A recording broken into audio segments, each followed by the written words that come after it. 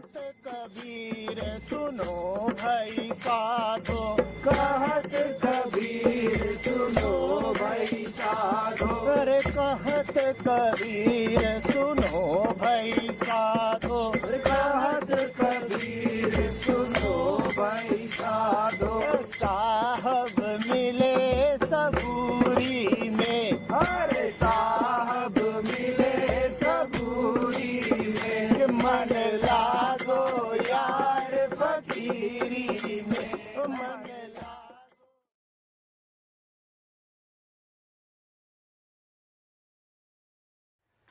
Ashtavakra Gita, chapter 17,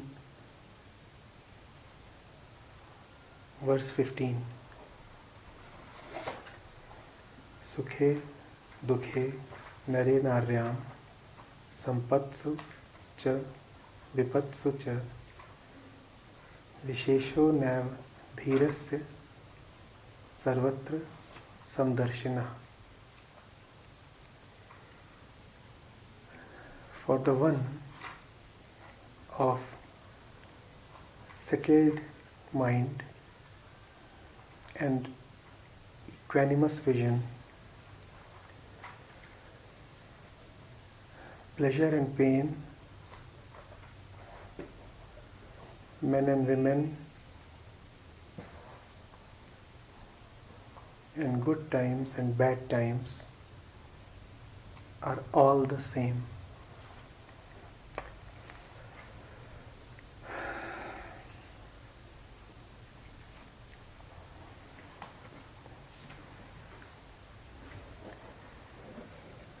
For the one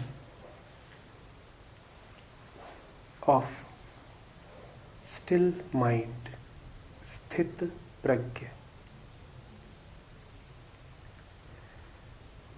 for the one of equanimous vision, samdarshi,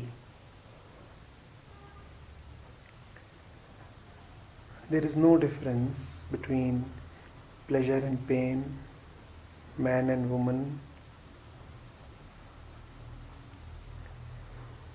and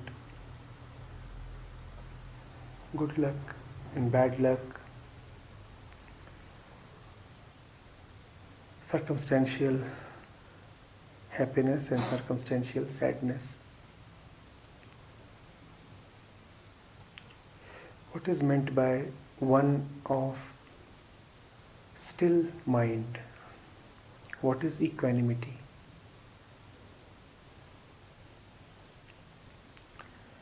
The mind is movement. The mind is known, the mind is detected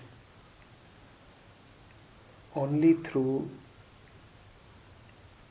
change,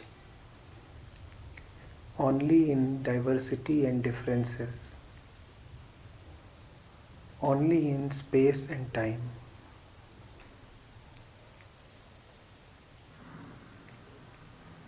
Hither and thither the mind wanders. Object upon object keep appearing in it.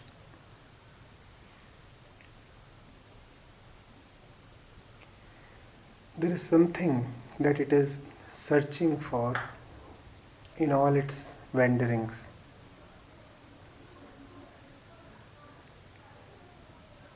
That which it is searching for, it tries to find in the entire world around itself.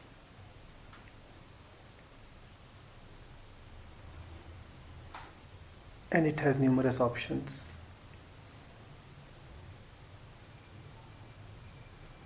The world means an infinite variety of objects to be hopeful of, to choose from, to depend upon. But why this need to travel here and there? Why this continuous movement? This continuous movement is because no object succeeds in providing that fulfillment to the mind which it is desperately seeking. No wealth, no relationship, no knowledge, no respectability, no pleasure, no experience succeeds.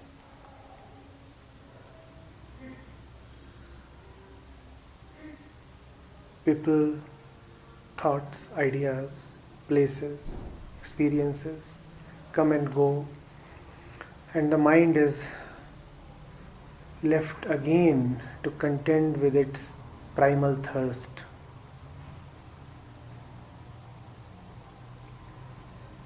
Things keep coming and going, people keep coming and going, relationships keep coming and going, situations keep coming and going. The restlessness remains.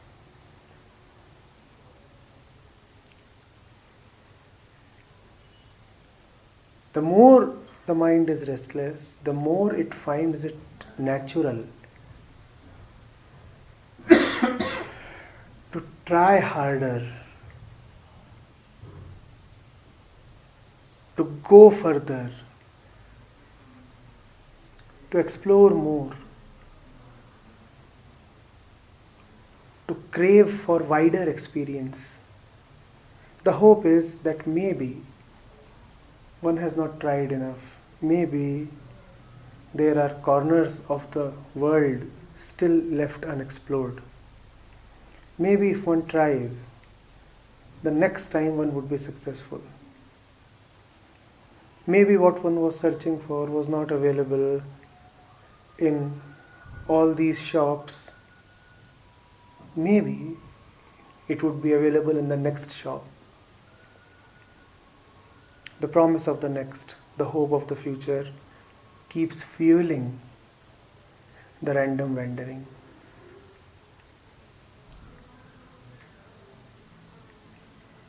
That the mind finds logical, habitual.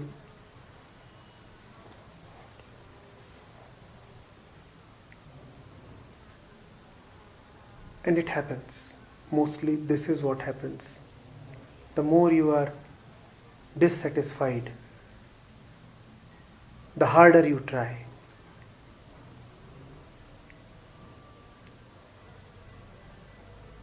But causelessly, reasonlessly, just from nowhere, a different happening sometimes transpires. Why? No one knows. Which is that the mind, instead of looking outwards, suddenly drops all hope from the external and turns inwards. It says all shops are the same. If I could not get it in all the experiences that I've had so far, for certain I cannot get it even from all the experiences that are further possible. Because fundamentally all of them are just the same. They are all just the same because I remain the same in all my search. The seeker remains the same, the wanderer remains the same. Then how can the search bring about a new result? I am the same. I am not allowing myself to change. I take myself as the thirsty one. I take myself as the unfulfilled one. And with that as my self-concept, I go about dealing with the world. I go about in my search for liberation.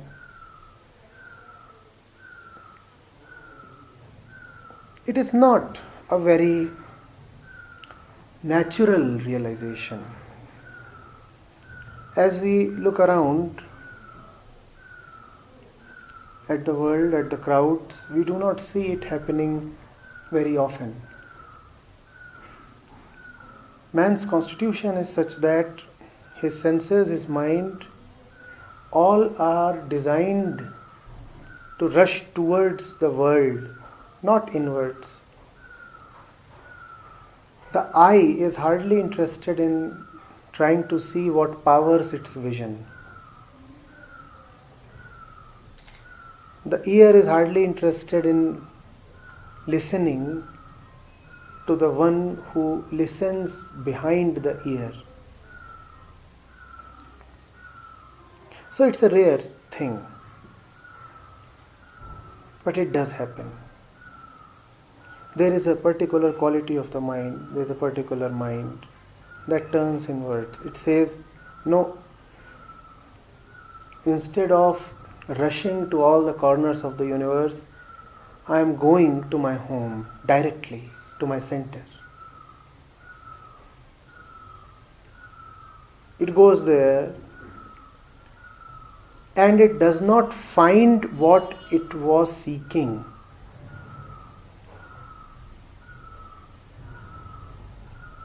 It does not gain what it was searching for. But the one who was seeking, the one who was searching is lost. The object which was the purpose of the search is not obtained because the search really was not for an object. Instead, the searcher and the seeker, they get dissolved. The inner movement is not a movement of accumulation. It is an event of dissolution. You understand the futility of your ways, and you understand that your ways will continue to be the same till you are the same. You understand that even if you try 1,000 other ways, you are the one who would be traveling, and hence no way would lead you anywhere. The traveler is the same. What is the point in trying 1,000 new roads? The traveler is carrying his restlessness within him. How can a change of road be helpful? How can a change of environment, a change of relationship, a change of teacher, a change of place, country, how can any external change be successful when the sick one is being maintained, preserved, furthered? One is carrying some sickness in his heart. How will it help to change the clothes? In fact, the more one looks at changing clothes, the more one is deceiving himself and aggravating his disease. It rarely happens that this dawns upon the mind, but sometimes it does happen. And then the mover is gone. The one who expected a lot from the movement is gone, in the sense that the expectation is gone. Such a mind is called as the sthit prajna, the one of the settled mind. What does that mean? Does this mind harbor no thoughts? Does this mind see no movement? Does this mind experience no change of moods? Does this mind remain in the same state continuously? No, none of these. Changes are experienced just as they were experienced earlier. It is just that now, from the change in experience, you are not expecting something essential. You know that whatever changes will continue to change. It is transient. It cannot really lead you anywhere. So in the middle of all change, you are now unchangeable. In the middle of all movement, you are now immovable. And since you are at a point of non-movement, sthit pragya, so all change is now enjoyable. Change is now neither pleasurable nor horrible, simply enjoyable. You are where you must be. Now you are not expecting something new to take you anywhere else. You are already fulfilled. You are not expecting that the next house, the next job, the next visit, the next wife will give you something extraordinary. In your ordinariness, you are now very close to the extraordinary. That is the sthit pragya, the unchanging one. The unchanging one who neither accepts change nor resists it, who is neither a seeker of pleasure nor afraid of pain, who neither despises pleasure nor glorifies suffering.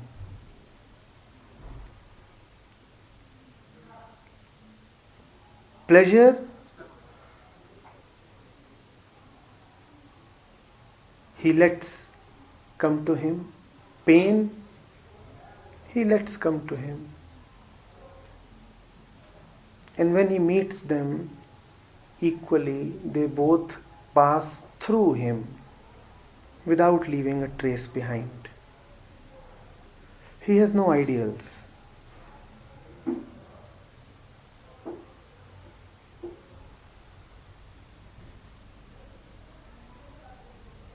He does not live by instruction manuals. He follows no religion.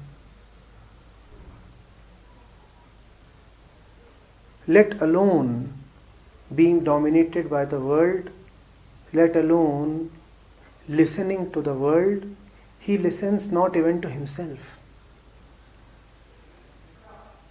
He is in need of no advice.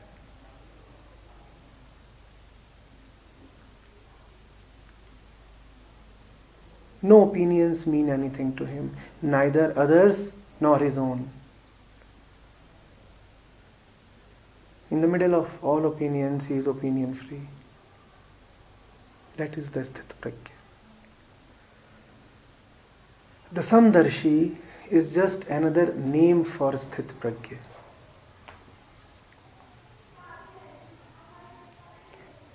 Often the word samdarshi is interpreted to mean somebody who looks at pleasure, pain, man, woman, happiness and sadness as one. No, there is a subtle difference. It must be understood. The Samadarshi, the equanimous one, does not look upon pleasure and pain as one. He looks at pleasure as pleasure. He looks at pain as pain. He lives in facts. He feels no need to impose a borrowed meaning upon the happening. Pleasure is pleasure. Pain is pain. Day is day, night is night. He will not say day is night and night is day. He will not say hot is cold and cold is hot. Hot is hot and cold is cold. Then what is this equanimity? What does it mean by seeing these as one? No. It is not about seeing the objects as one. Samdarshita is not about seeing different objects as one, pairs of opposites as one. Instead, it is about remaining the same one in presence of the differences. You remain one even as the world keeps changing. You are one in face of pleasure, and you are one in face of pain. You are one when the world praises you, and you are one when the world ridicules you. Something within you is just not being affected. Something within you just refuses to take notice, be dominated, be stained, be obfuscated. Are you getting this? There is a great difference. If you are told that pleasure and pain are to be taken as one, that is a kind of deadness. A corpse feels no difference between day and night. To be equanimous does not mean that you have become indifferent. No. In fact, now you are highly sensitive, highly alert. Now you have no compulsion to extrapolate meanings upon happenings. Now you can call clarity as clarity and deception as deception. Now you can call black as black and white as white. And in calling black as black, you do not let your heart become black. And in calling white as white, you do not let the white color your inner place. Black is black and white is white. And who am I? Well, none of these. Had I been white, I could not have perceived white. Had I been black, I could not have perceived black. Which color am I? Well, probably colorless. Well, probably all colors. I do not bother to answer.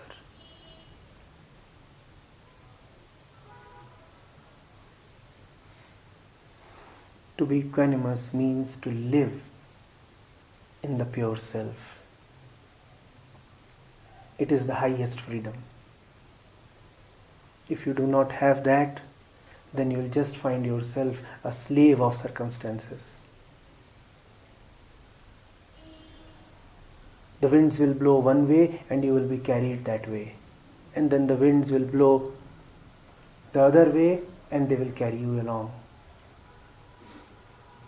You will have no inner locus. You will have no inner master. World, institutions, education, media, corporations, family, relationships. You will not even come to know when and how they gained possession of you. You will not even be conscious that you have just become a conditioned machine. Equanimity is the answer of the freedom within you to all the attacks of slavery upon you.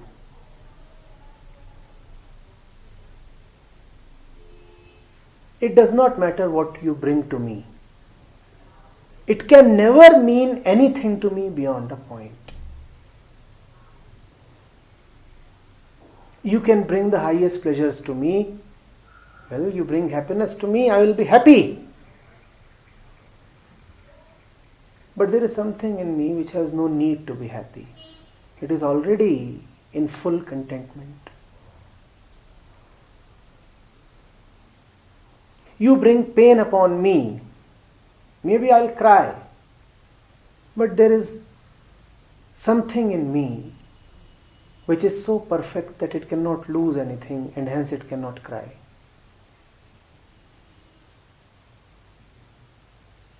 In the middle of tears, I'll be joyful. In the middle of laughter, I will be composed. This is equanimity. Equanimity does not mean that man and woman become one for you. How is it possible? It is quite stupid. If you have physically healthy eyes, they'll be able to make out the difference between a male figure and a female figure, a male voice and a female voice. It only means that all the pairs of opposites remain what they are. From the man, you have no hope of support or strength because you already have it within you. From the woman, you have no hope of company or fulfillment because you are already in contentment. And it is in this sense that man and woman both are now one to you. Now you can be fully with the man because you are not burdening the man with your expectations. Now you can have healthy relationship with a woman because you are not loading the woman with the responsibility to keep satisfying you. Now you are not searching for the impossible within her. Now you are not saying that I have brought you into my life so that you can fill my inner hollow. No, she is just what she is, a woman. No, you can look upon her in her actuality. Now there is a healthy relationship possible. Otherwise it is just a game of images and expectations, and that brings down the relationship.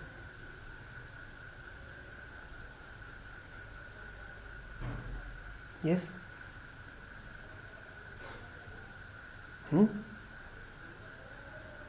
we talk about all the philosophy, like we've been hearing this since childhood, talking about all the ideal things which should be. Yes. And people talk about this, and there are many people talking about this, many books talking about this, many scriptures talking about this. So what I want to ask is, this happening which you're talking about, is it a personal journey, or someone like you will hold the hand and will guide us somewhere where this happening will occur? So none of these. First of all, please drop the notion that you have ever heard about it.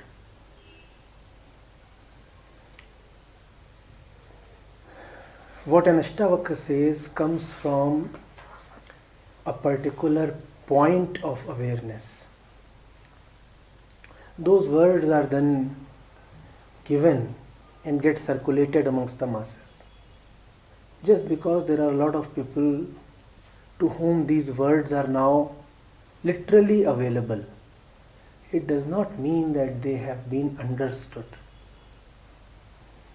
By reciting a shlok for 1,000 years, you do not come to the point from where the shlok originated. These words come from the deepest samadhi. And unless you yourself are there, you will not come to know what they are. Actually, what an Ashtavakra seeks to communicate, to impart, is not words at all. It is just that we know nothing except words, so he gives them. It is our limitation that we deal only in words. Now, let that not put us in the false confidence that we have read it all and many people have talked about it. They may have talked about it, but had you bothered to really inquire deeply, you would have come to see that it is not Ashtavakra talking. That is one thing. Second, it is not a personal journey. It is neither personal nor a journey. I repeat, neither personal nor a journey. It is the personal that is your burden. For example, the opinion you expressed about the scriptures was a personal opinion. All that which is personal keeps you convinced that you are a person. All that which is personal keeps you within the confines of the person. It cannot be a personal journey. The person is the one who is your burden. How can the person undertake any journey of any kind? If you are carrying the person along in your pursuit, then it is like carrying the disease along while returning from the doctor.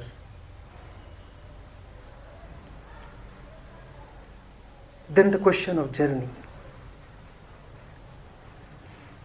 The person likes to believe that he is strayed or lost or away from home. So he conceptualizes a journey. He says, that's where I want to reach and I am at some distance from there, so I need a road, a journey, a method and all that. The person lives in the idea of separation. The idea of separation is absolutely necessary for the person, the ego, to survive. When the person is no more taken seriously, then you say, now what is there to reach? Wherever I go, I am already there in the infinite expanse of that which I wanted to reach. Sitting on this seat, I was so busy looking around for the seat. And I was thinking, maybe there, that's where the seat can be found. Maybe that's where the seat can be found. Maybe there, maybe there, maybe there. And because the eyes were obsessed with looking around, I failed to notice what I was sitting upon, my own foundation. There is no journey. In fact, the phrase spiritual journey is a contradiction, it is an oxymoron. You are what you are seeking. There can be 1,000 kinds of worldly journeys. All journeys will take you from a point A to B in the world, in the mind. But the self is not an object to be achieved. It is not a destination to be reached. The self is that which you can never drop out of even if you want to. Even when you are feeling that you have lost it totally, you still have it. Even when you are feeling that you are very far away, you are still in it. The bird can fly to any place in the sky. It can be close or away from one particular tree, another tree. But can it at any point be away from the sky? The mistake that one makes is to think of the self as a tree, as a destination, as an object.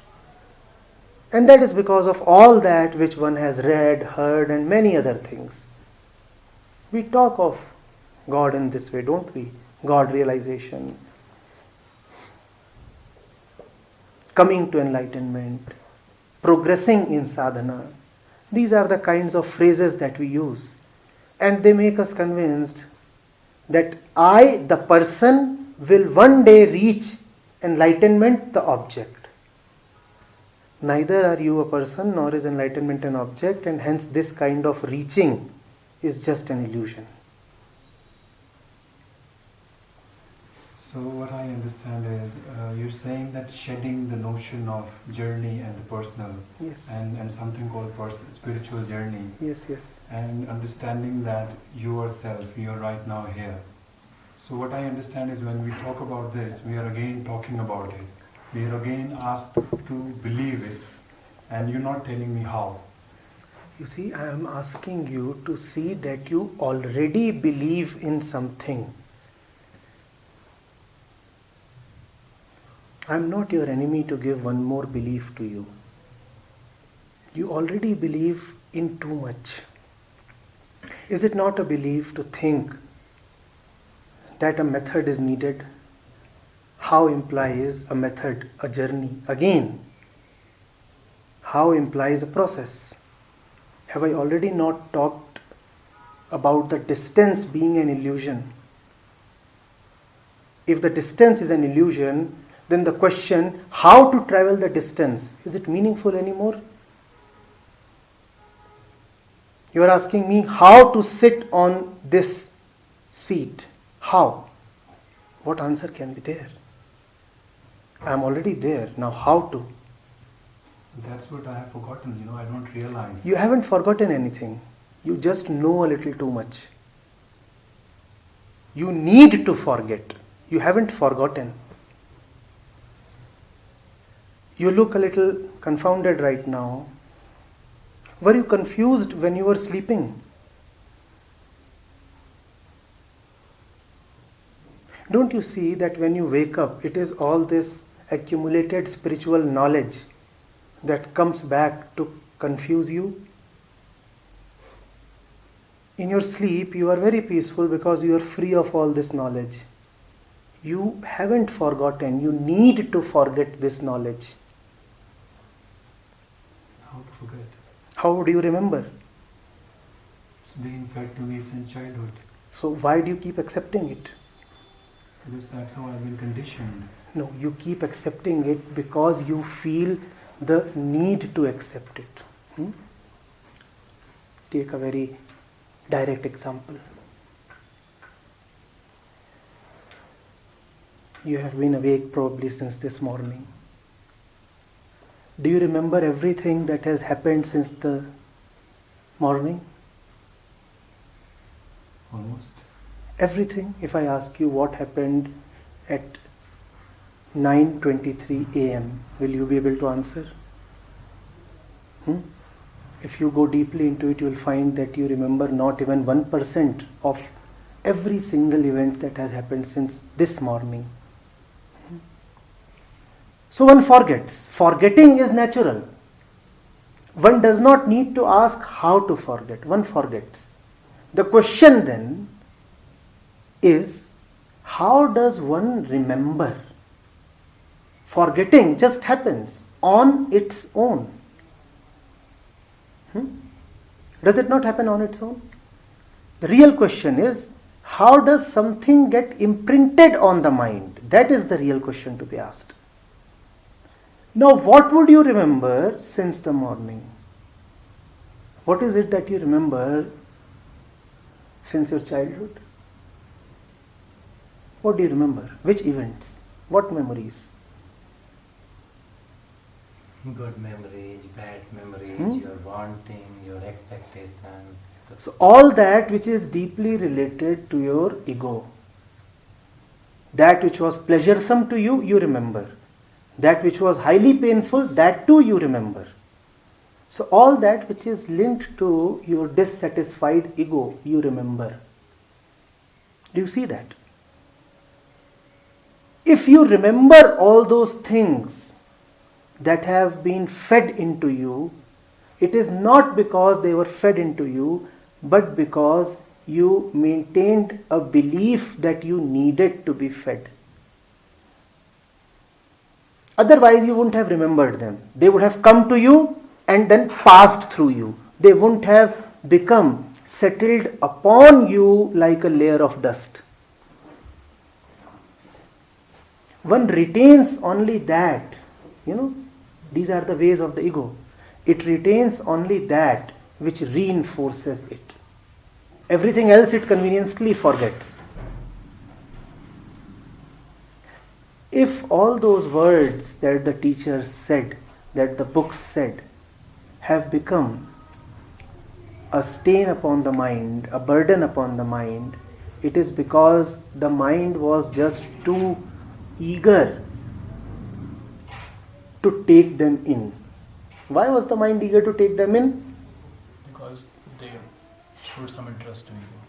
Because the mind believed that there is something wrong within that needs to be corrected. There is something wrong within that needs to be corrected, and I am going to a teacher or a physician who has the ability to correct. I think an innocent child doesn't believe, doesn't understand all these things. He just goes where he is sent to, Yes. So it's just an innocent mind. Yes. The child is very innocent, but not still very intelligent. So he can be exploited.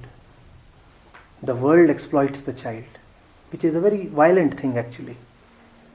The child does not even know what all this drama is about. And you give him not only a religion but also religious knowledge. You give him so many kinds of social inputs which turn into conditionings. But are you a child anymore? The child is helpless. His very physical apparatus, the brain, is not yet advanced enough to be a seat of intelligence. But are you a child anymore? As a child, we all are exploited. There is no doubt about it. But who here is still a child? Why must you still carry all those things that the kid was given? Why can't you now keep them away? Why must you still remember all that? Once you see how harmful, how burdensome was all that, would you still want to keep carrying it? It's a useless backpack. Why are you still carrying it? Just see the total futility of it. And if you want to see the total futility of it, just be a little more alert, observant towards the daily events in life. See how concepts and ideals interfere with free living. See how all the memories and the stuff contained in the mind interferes with the natural delight of living. And then you will say, oh, I don't want to carry it anymore. We all are fundamentally intelligent beings, are we not? Once we see how something is harmful to us, we don't keep it anymore. Once you see that all those memories, that those loads are not your friends, you will not be interested in them anymore. It is that interest which sustains them. The interest is false. It will go away on careful observation. Just be a little more attentive.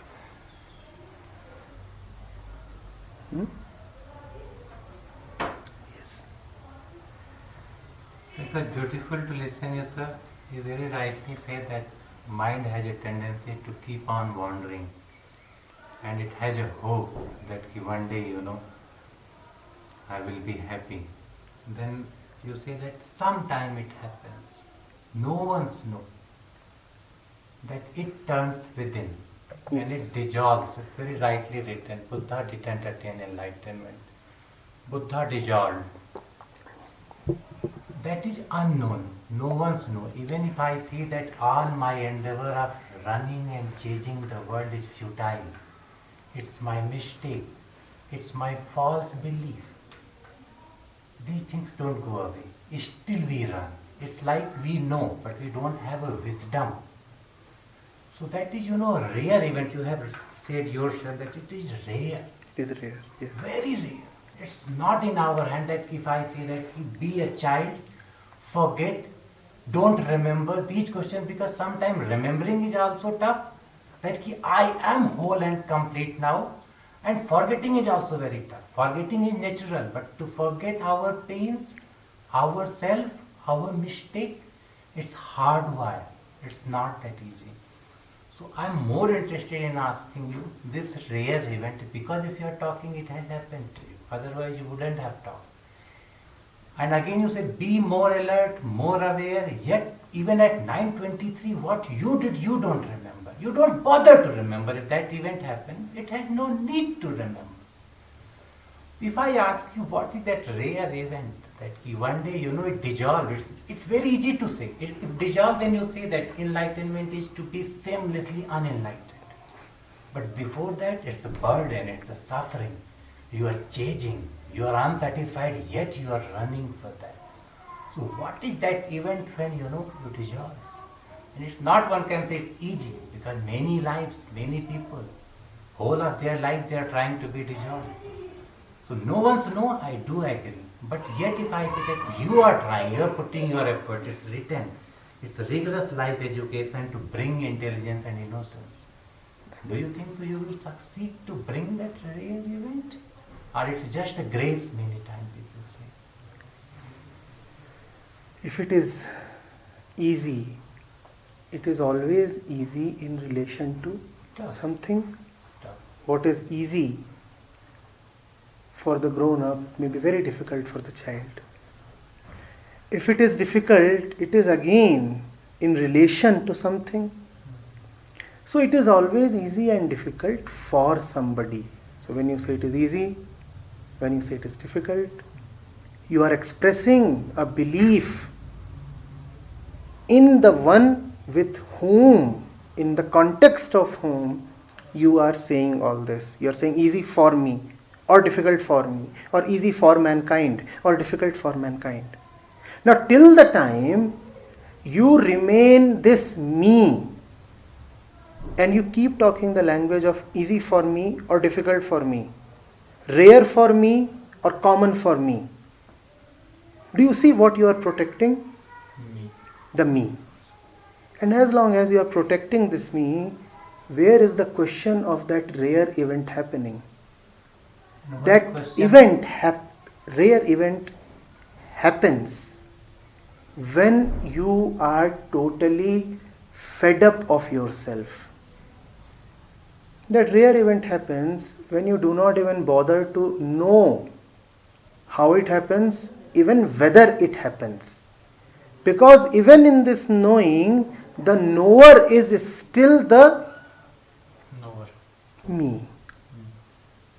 That rare event happens when you are totally exhausted and hopeless. That's the only when you are exhausted, you are completely gone. But you see, in Or saying you're that tired. that is the only way, you are still not exhausted because you have found out a way. Yeah, that's the way ultimately people no teaching can give. Ultimately through your experience and wisdom. Even when you are saying this, you are still not exhausted because you have come to a conclusion. Okay. Even in saying okay, you are still not exhausted because you are expressing a belief that you know. So where from this, if I say, wow, this wrong belief, exhaustion, pain, and endarkenment, why people believe on their belief, on their hope. And ultimately, if everybody has to be tired and dead, then I'm not bothering. Why, this stuff may happen? Why people are protecting their ego and self? Who else is there not to protect? People are protecting their ego because the ego promises something beyond itself. Had the ego come and said that I am just the ego, you would have said, such a valueless and foolish thing you are, I drop you, go away. But the ego comes to you and says, well, I am the ego, I am a dissatisfaction who will achieve satisfaction. The ego is not merely pain. The ego is a promise as well. Promise, hope. The pain you experience in the now. The promise is always meant for the future. But you buy the promise. The intelligent customer, after being deceived once, twice, 20 times, 100 times, says, I have come to see this promise is never going to be kept. And you come to see only when you realize that all promises are the same. All promises are the same. So one broken promise is the fact of all promises since antiquity, and still the unforeseeable future being broken. Nobody promises you anything except liberation. The words may vary, the contexts may vary, but ultimately there is only one thing that you want, and hence only one thing that you are promised. When you come to see that it cannot come this way, and you also come to see that it cannot come the other way, and you also come to see that it cannot come the way other than this way and the other way, then you are stunned into cessation. You just stop. You stop because now there is nowhere to go. Now you realize that it is not about changing your ways. You, the one who is deciding upon the various ways, is the central problem. You realize that you cannot be the problem solver because you yourself are the problem. And then you are left with no energy to continue. The moment you stop, there is another movement that begins. So just one moment, like Buddha took maybe 7 years of tough thing that I am the problem and I dissolve. Is this the only way? The only way The suffering for and the problem Buddha and the hope. was to look at himself. If you are Anil, the Buddha was not talking about Anil. The Buddha was looking at his own life. He took decisions related to his own life. And those were decisions in which he paid the highest price. He said, I am leaving the kingdom, I am leaving the wife, I am leaving the kid. That is why he was the Buddha. He was not merely talking about others. He was looking at his life and taking courageous decisions. He was doing whatever occurred to him as the most truthful. So the only way for you is to not look here and there, not look at him, not look at him, not look even at the Buddha. Not even at you also. But to look only at yourself. Even in this moment, how your mind is moving, how it is coming up with words, sentences, arguments. What is it that is talking? From which center am I operating? And when you see that that center which is in operation will forever continue to be a center of dissatisfaction, then you say, what is the point? I anyway remain dissatisfied. What is the point? I may talk of the Buddha, but I'll remain what I am. I will keep talking of the Buddha, and in talking of the Buddha, I am ensuring that I remain what I am. And Buddha remains a distant figure. What do we know of the Buddha? We do not know of our own lives. But it is a nice escape to talk of the beyond. Turn within. Look at how you live. Look at your relationship with your neighbor. Look at your relationship with your car, your driver. Look at how you feel when you look at your bank statement. Look at how you deal with your wife and your kids. Look at all these daily events of the life. In this, Are people doing the same thing what you are saying? They are looking within, yet they can't see it.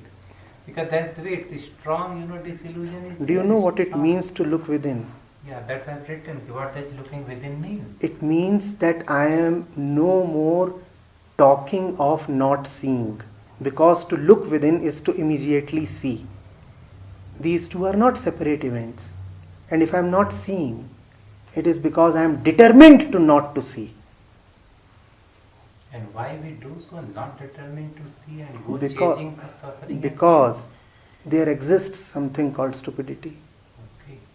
And from where this stupidity comes from within? It comes from a fierce resistance to the truth in the hope of reaching the truth.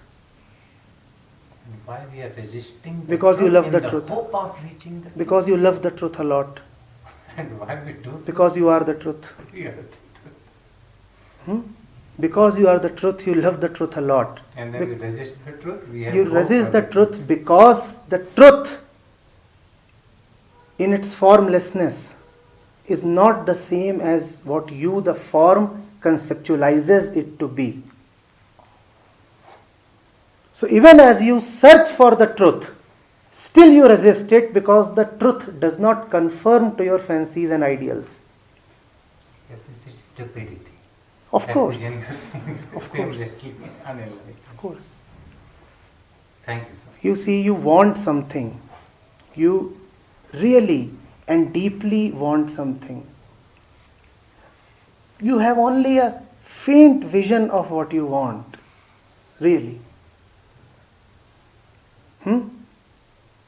But the mind is such that it wants to imagine. It wants to fill in colors even in a hazy picture.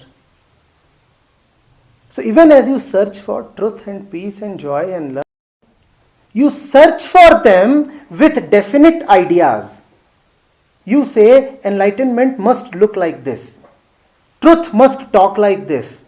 Love must behave like this. The result is, when love comes to you, you reject it.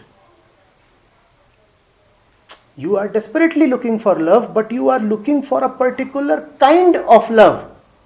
A kind that satisfies your ideals. So when love comes to you, and it keeps coming to you, when truth comes to you and it has a way of raining upon you, you keep rejecting it precisely because you want it so much. This is quite funny.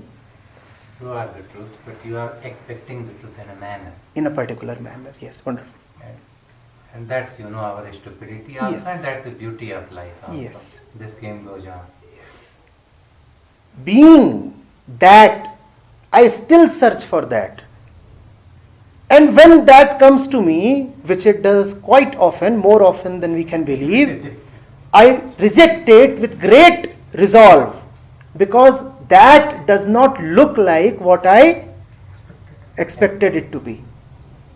Oh, love must, be sweet, nice, comforting, caring. Love sometimes can come to you in the form of Yes. a sledgehammer, something that breaks you open. And when love comes to you in that form, what do? You close your doors to love. You say, no, you are not talking sweetly, so you are not love. Truth you expect to be kind, gentle, silent. Truth can come to you in any form. The formless is free to take an infinite number of forms. And when the truth comes to you in the appropriate form, you run away from it. You run away from it looking for the truth. What am I doing? Running away from the truth. Why am I running away from the truth? Because I am looking for the truth. We can even call that as some kind of cuteness. Or if we want to be blunt, we call it stupidity.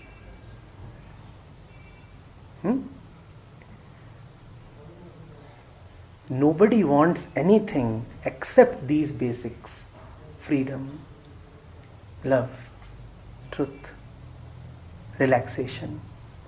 But do you see that in wanting these simple basics, how we complicate life? You want the simple through complication. Now that is very wise. You run. Or is it? Stop. You run very hard to stop. But it's rare that then you stops. It's rare, you deserve. If I keep repeating that it is rare, am I not convincing myself that it cannot happen with me?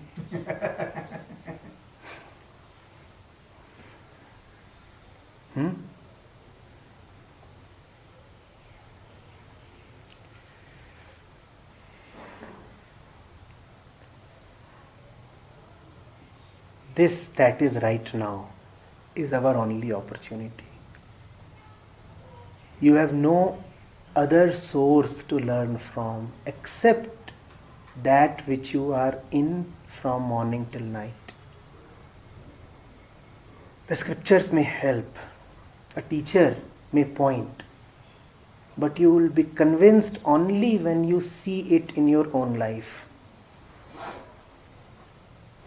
And it is so easy to see because life is continuous, 24 hours and immediate. You don't have to go anywhere to observe life. It is so easy.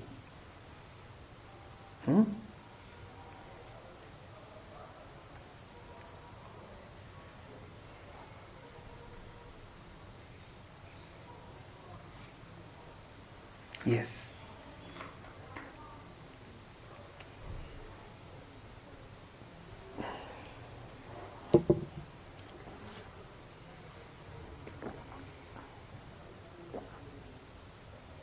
So now slowly this understanding is dawning, I can say, on me that we desire to be desireless, to be less. There's these contradictions. That there is nothing special, but just our way. Now, don't take this conclusion too seriously. Otherwise, it will just become another concept.